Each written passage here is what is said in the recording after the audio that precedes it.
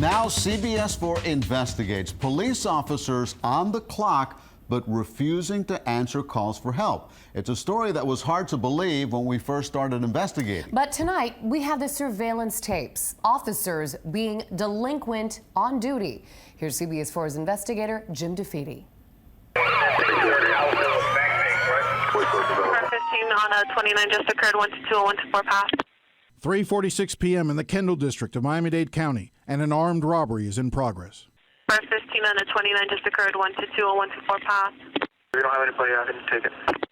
The officer offering to respond is nowhere near the crime. It would be better if someone closer handled the call. So the dispatcher takes to the air again with added urgency. All units of 29 just occurred with a gun, cash taken, subject's a black male wearing a black hoodie, blue jeans. He fled on foot. But there was someone closer, but he had his hands full.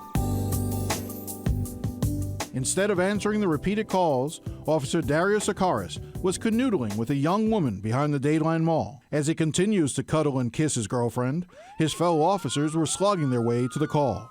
Is there anybody on the scene? We're coming from a distance. We're not arrival yet. 18 minutes after the call first came in, units make it to the scene. By then, the suspect is long gone. Another day, another call. This one, a possible disturbance just across the street from the Dadeland Mall. But investigators say they once again found Socarras in the mall parking lot with his girlfriend. These surveillance videos, obtained by CBS 4 News, were taken by the police department's internal affairs unit.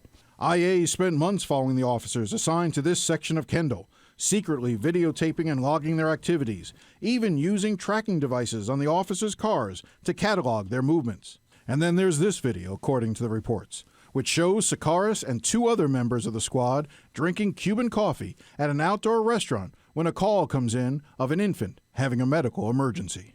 5-month-old, not alert. Kilo 3106, 341. Kilo 3106 is Socarras, a high priority call indeed. Both paramedics and police are dispatched and expected to go full out with lights and sirens.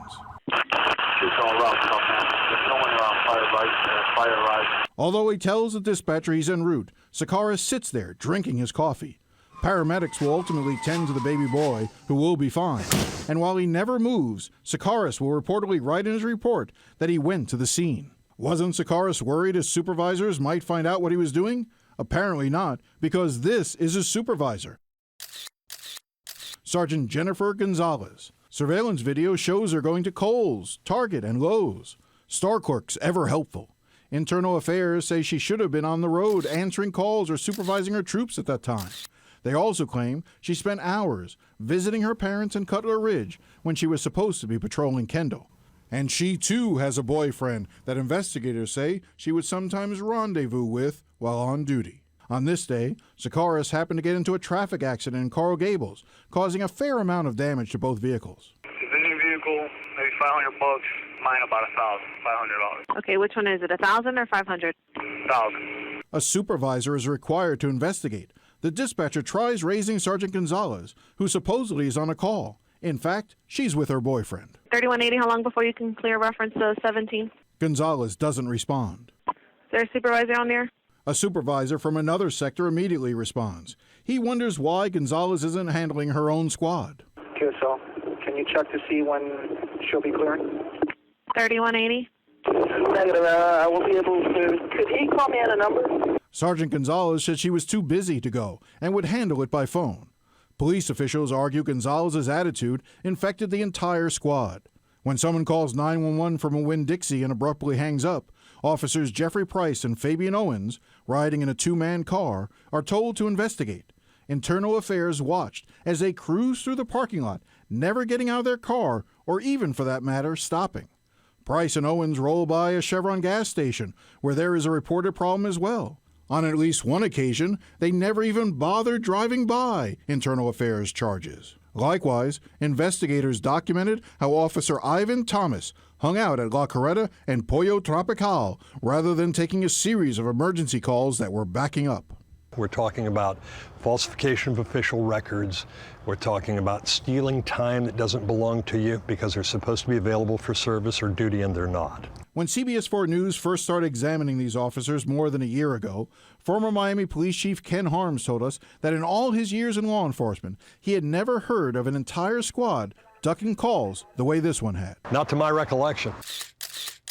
And that's something that certainly, in my view, would be memorable. So what happened to these officers? Well, as we'll explain in greater detail tomorrow, Officers Huerta and Socarras and Sergeant Gonzalez were fired. The other officers received suspensions. And the ramifications from this event, well, they're still being felt today.